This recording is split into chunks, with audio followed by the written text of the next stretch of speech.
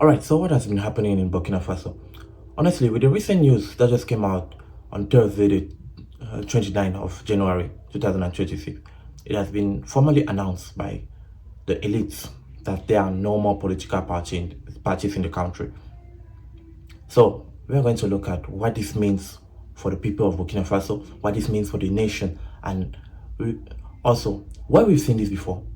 Honestly, you probably really know about them. And then we may take a closer look at an alternate path. What if this is the right choice? Okay, so before we get started, I'm really happy to have you here again today. And if you feel like this content brings some value to your life, please like and subscribe. I'm happy to have you here. Also, getting things out of the way, any subsequent mistake will be corrected in a pinned comment below. So that's all what we need to know. So let's jump right into the content. What is happening in Burkina Faso? As I earlier said, it's been formally announced through some government spokespeople that every political party in the country has been ended. So as from now, the country has zero political party.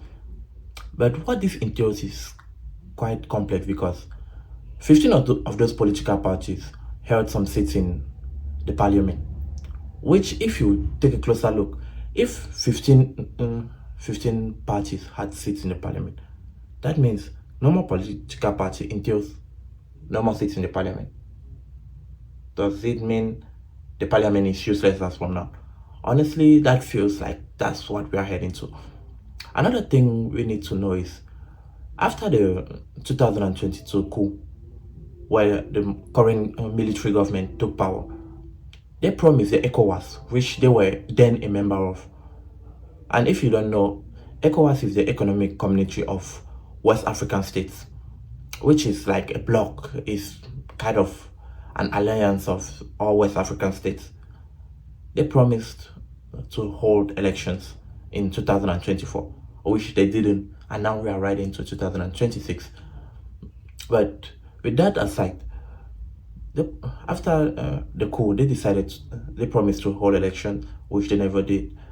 And up to this point, it shows that there won't be election because in 2024, they said the elections will be postponed to the big 29, which right now, in the very 2024, they dissolved the electoral board, saying it's, quote, too expensive to run.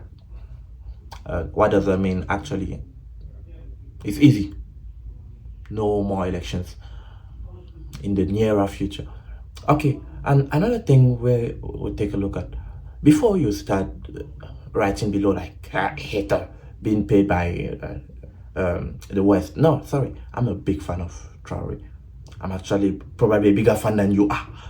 But some of the decisions he's taken aren't like what I may feel is correct. But I won't stop supporting him because of some few decisions. Like I agree with him that a government should first and foremost work for the people and not for itself.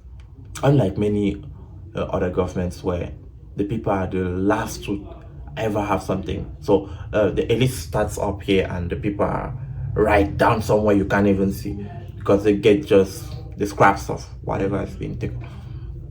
But what this decision entails is, since there are no more political parties in the country, there may probably be no more parliament.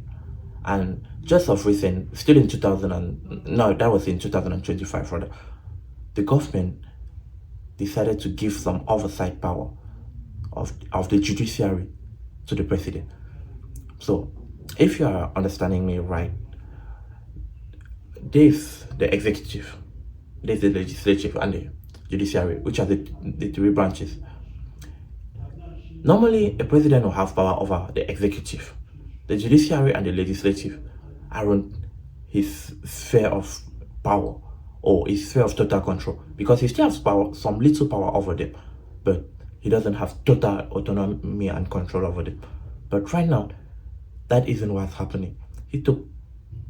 He's normally all powerful in the executive. Now he took part of the judiciary with oversight power.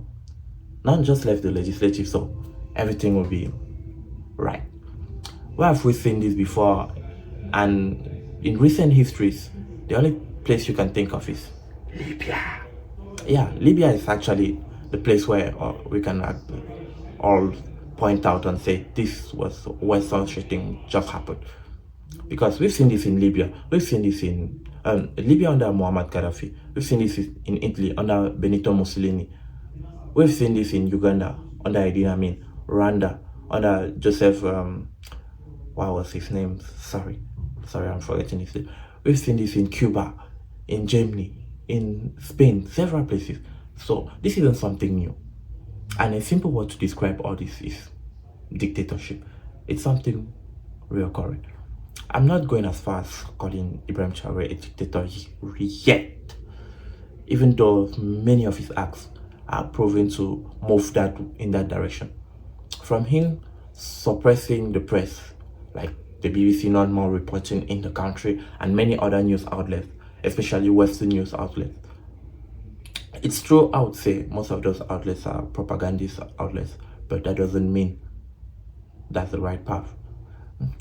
The BBC not reporting, many outlets actually, journalists disappearing, forced conscriptions from those who are critical of the government in the country. That means even citizens that are critical of the government turn out to become military, which are of military age, turn out to become soldiers. They are forced into conscript to fight the rebels in part of the countries where this is really a big problem, because a lot of the country has that problem. So those are steps in which he is moving towards dictatorship. Okay, the last option we haven't talked about is the option whereas this is actually the right choice. What if this turns out to be the right choice and the right decision? A step forward in the best direction, which is, in my opinion, pretty unlikely, but who knows? I'm rather considering it to be history repeating itself, because it's something we've seen on and on over the years. So it's not like something actually new. But what if history rewrites itself now and this becomes something different? I guess the only thing we will have to do by then will be to applaud and really admire how courageous and how tactically gifted he is, because I don't see this having a good effect both internally and externally. But who am I? I'm just a commentator somewhere. And that will be all for me today. See you in the next one. What defines a dictator? It comes from the verb to dictate. That gives us a clue. So a dictator is somebody who wants to get his way, doesn't care about public welfare, often is very, very corrupt, steals from the people, manipulates people through propaganda. They don't agree with the separation of powers, so the executive power becomes overwhelming in a dictatorship. A dictator is a leader who wants absolute power.